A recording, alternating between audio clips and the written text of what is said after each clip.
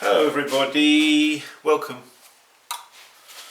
It is the 4th of May 2022, and just finishing off here this tankard. I got one more to make, and I was just thinking about doing a quick video on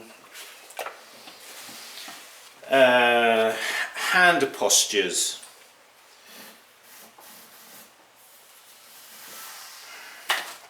Hand postures. So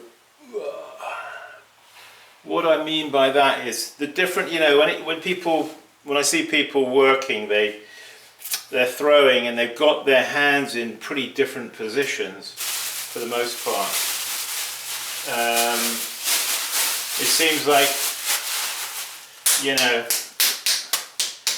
there just seems to be loads of different hand postures and positions that people use, and I just thought, well, why don't we just do a quick video on some throwing tips,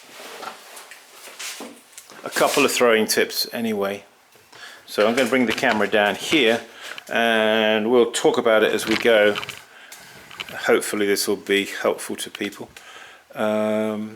If you're not sure, if you're somebody who is, knows what they're doing, this video maybe is not for you.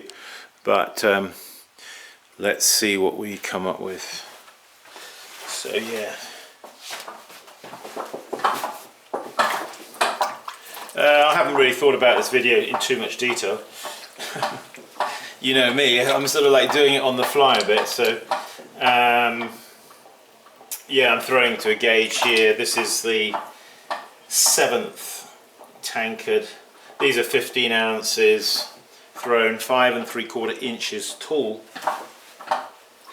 Okay, so pretty much with most pots that I make, I generally cone up and then I center down. It just sort of helps to bring the clay into a sort of more obedient state, and I always then just put my thumb there just to make sure it's centered right at the base there. Kind of feel that's important because that's where the pot is going to grow from. So okay, I'm just going to break in here like that, as I usually do. And now widen out the floor. At this stage I go quite wide. Right, now we're getting to the... So at this stage it's looking like that, making sure that it's centered there right at the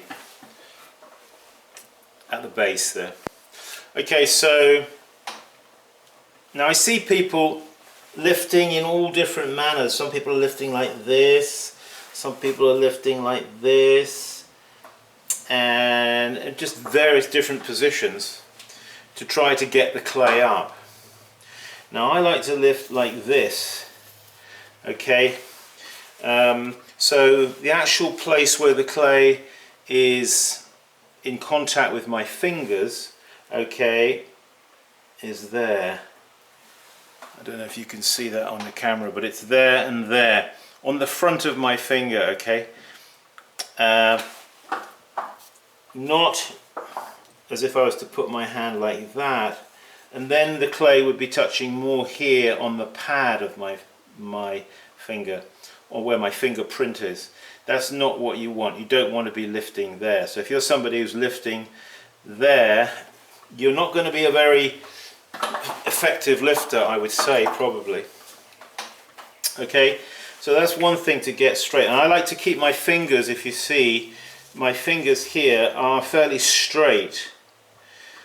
So that's giving me the ability to push clay with my fingertips because my fingers are straight. If they're bent, you can't really do that. So keep your fingers straight. And you notice I turn my palm over like that as I'm as I'm going to do this lift. Okay, just mention that. That's a tip. You might find that is helpful. Give it a try. Now another point to mention is that it's kind of wide at the moment, but as you'll see, as I begin this conical lift, remember we want to lift conically, don't we? That this hand here, I am going to push in from the outside, and my inside fingers are going to be above, aren't they? So I'm going to push the clay kind of underneath these fingers. Okay, let's just do it like that, and that's going to cause that bulge there, you see. What's what I call a lifting bulge. Okay, so once I've created that bulge, now sometimes you can accentuate that by pushing in from the outside and using your inside middle fingers to push very, very slightly outwards like that. Okay, so you get like a scissor action. Okay, that's what I wanted you to see, which really enables you to get under the clay, create a lifting bulge, and now we can take that lift that bulge up the side of the pot. As I said, keep it conical, you see. So you'll see that it's conical in shape. Apply your water, like I tend to do it like this. I spread my fingers, put my fingers over and put the water there like that. And then I always bring another hand across like that to spread the water around. Because if you just apply water, you need to spread that water. So every part of the pot, inside and out, has got a good coating of lubricating water. Alright. So now what I'm going to do is I'm going to go in again here, pushing in, you see, creating that bulge. Alright. And now I'm going to take that bulge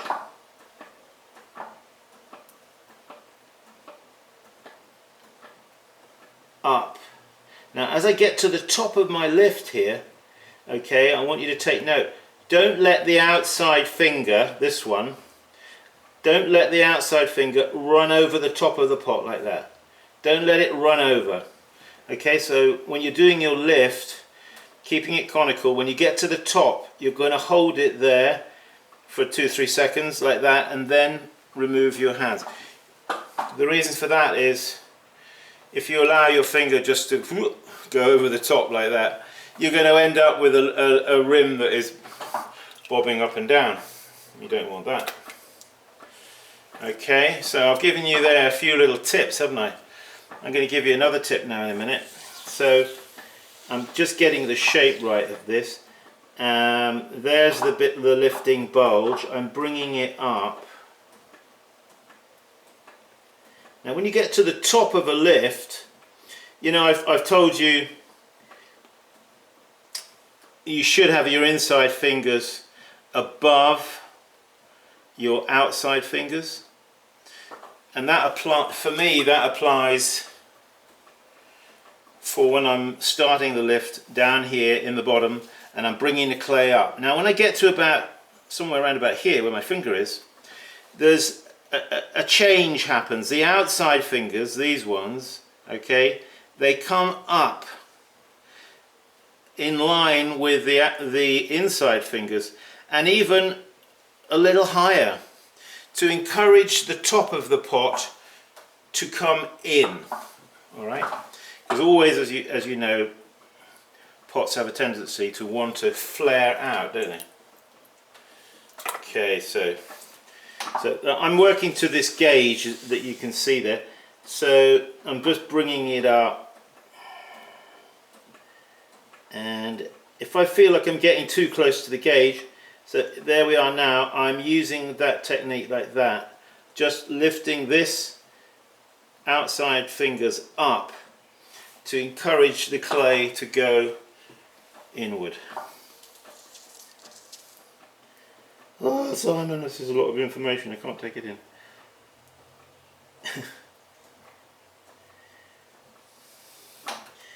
So I'm looking for the gauge at this point here in the making of this tankard. I'm just now making the collar there at the top. Okay, just casting my eye down the form here.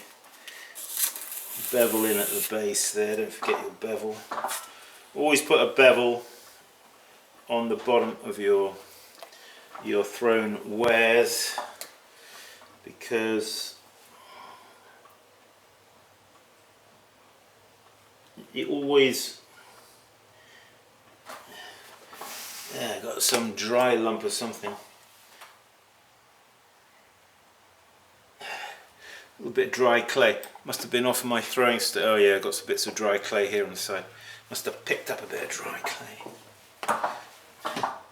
Okay, so yeah, always break your corners of your thrown wares by putting in a bevel at the base here, or an undercut, because that's just going to make the thumbing off or the fettling so much easier. You try fettling or thumbing off a pot that's got a sharp corner down there. It's not very...